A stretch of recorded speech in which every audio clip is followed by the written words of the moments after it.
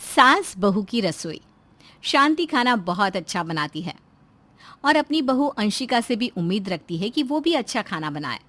वहीं दूसरी ओर अंशिका की भी यही कोशिश रहती है कि उसका पति अंकित उसके हाथ का खाना खाए। दोनों सास बहू की इन कोशिशों में बेचारा अंकित फंस जाता है।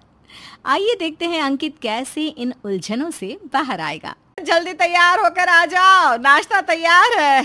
तुम्हें ऑफिस के लिए देर हो जाएगी बेटा। आयो माँ। अंकित कमरे से बाहर जा ही रहा था, तभी अंशिका उससे कहती है, देख लो अपनी माँ को, किचन में आकर मुझे इंस्ट्रक्शंस देती ही रहती है। ये कर ले, खाना अच्छा बनेगा, वो कर ले, खाना अच्छा बनेगा। अरे तो अच्छी बात है ना, तुम्हें और अच्छी तरह से काम करना आ जाएगा। मुझे आता है काम करना, बहुत अच्छी तरह काम करना आता है।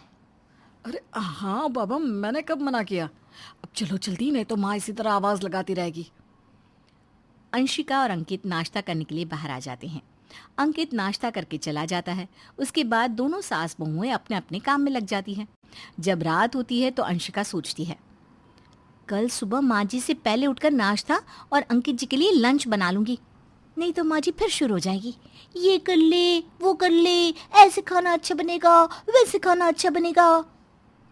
अंशिका रात में सो गई और सुबह जल्दी उठकर किचन में चली गई। उसने अपने पति के लिए नाश्ता और लंच तैयार कर दिया। जब उसकी सास किचन में गई तो उसने देखा कि उसकी बहू ने किचन का सारा काम खत्म कर दिया है। ये देखकर सासू माँ कहने लगी, अरे बहू, आज तूने इतनी जल्दी किचन का काम खत्म कर दिया। हाँ माँ जी, आज जल्दी उठ गई थी ना, तो सोचा कि जल्दी काम खत्म कर लूँ, फिर आराम से बैठकर अंकित जी के साथ नाश्ता करूंगी। माँ जी आप भी डाइनिंग टेबल पर बैठो ना, मैं उन्हें बुलाकर लाती हूँ। अंशिका अंकित को बुलाने चली जाती है। शांति को अपनी बहू का सुबह सुबह इस तरह किचन में काम करना पसंद नहीं आया। थोड़ी देर में अंकित ने नाश्ता किया। ये खाना किसने बनाया है? तेरी बीवी ने बनाया है। और किसने बनाया है? तभी तो इतना टेस्टी बना है। अंशिका, तुम्हारे जैसा खाना पूरे वर्ल्ड में कोई नहीं बना सकता। जादू है तुम्हारे हाथों में। ये सुनकर अंशिका हंसने लगी। अंशिका को हंसता देख अंकित दोबारा कहता है, अरे ऐसे हंस क्यों रही हो? सच बोल रहा हूँ मैं, बहुत बढ़िया खाना बनाया तुमने। अंकित की बात सुनकर अंशिका को तो बहुत अच्छा लगा, लेकिन शांति को बहुत बुरा लगा। वो सोचने लगी, निकम्मा अपनी बीवी की कितनी बढ़ चढ़ कर तारीफ करता है। ये सभी बेटे शादी के बाद बदल क्यों जाते हैं? शादी से पहले तो मेरे हाथ के खाने की तारीफ करता था। शांति ये सब सोच ही रही थी, तभी उसका बेटा बोलता है, माँ क्या सोच रही हो? मैं ऑफिस जा रहा हूँ, बाय। हाँ हाँ ठीक है बेटा, जा। अपने बेटे के मुंह से अपनी बहू की तारीफ शांति को अच्छी नहीं लगी।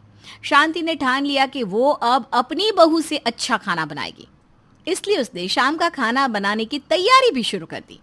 जब अंशिका ने ये देखा तो अपनी सास से कहने लगी, माँ जी आप अभी से क्यों खाना बना रही हो?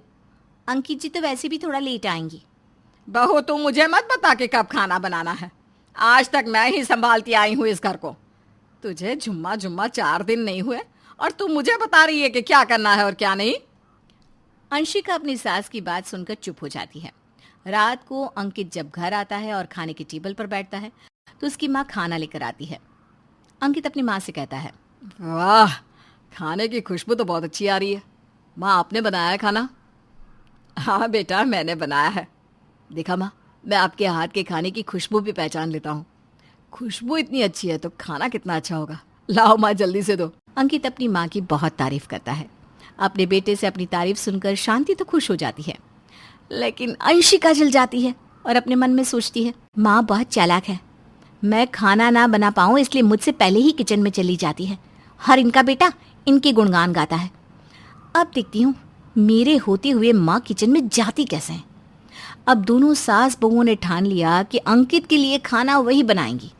अगले दिन अंशिका किचन में गई और पनीर की सब्जी बनाने लगी। तभी शांति किचन में आई और अंशिका को रोकते हुए बोली, अंशिका ये पनीर की सब्जी मत बनाओ, मैं भिंडी बना रही हूँ। अंकित को भिंडी बहुत पसंद है।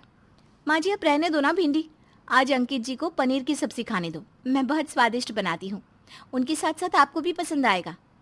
बहू मुझे तो वैसे भी पसंद नहीं है पनीर की सब्जी, और मुझे पता है कि अंकित भी नहीं खाएगा। माँ जी आपको कैसे पता कि अंकित जी नहीं खाएंगे? एक बार खाने तो दो और आप भी खाकर देखना। बहू तू क्यों बहस कर रही है? एक बार मना कर दिया तो कर दिया।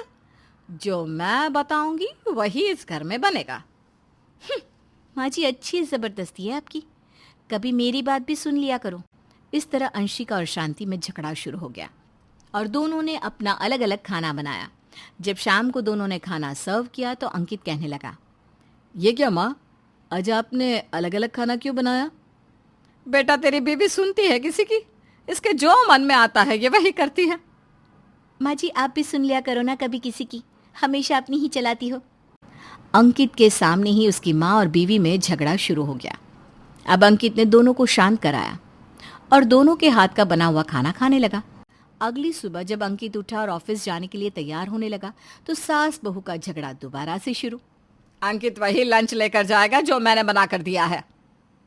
नहीं, अंकित जी मेरा बनाया हुआ लंच लेकर जाएंगे। माँ अंशिका, अब दोनों ने सुबह सुबह लड़ना शुरू कर दिया।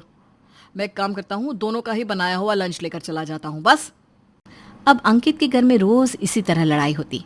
कभी कभी तो वो बिना कुछ खाए पिए ही घर से निकल जाता। एक दिन वो अपने ऑफिस में उदास बैठा था, तब उसका दोस्त पवन आया। क्या हुआ अंकित, कैसे मुंह लटका कर बैठा है? कोई परेशानी है तो बता। क्या बताओ यार, मेरे घर में हमेशा लड़ाई झगड़े होते हैं। इस वजह से मैं अपने काम पर भी ध्यान नहीं दे पाता हूँ।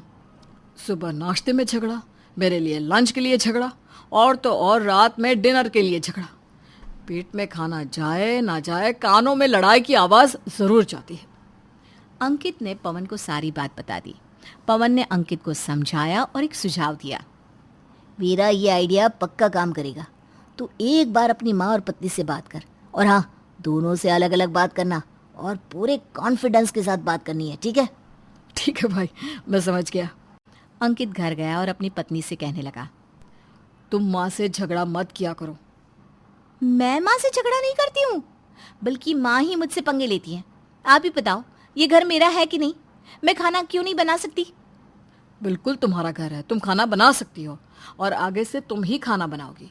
तुम बहुत अच्छा खाना बनाती हो। मैं माँ के हाथ का खाना और नहीं खा सकता। तो ये बात जरा अपनी माँ को भी बता दो ना।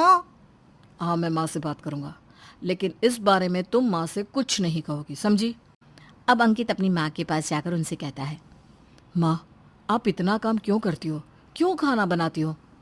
क्यों बेटा, मैं खाना अच्छा नहीं बनाती क्या?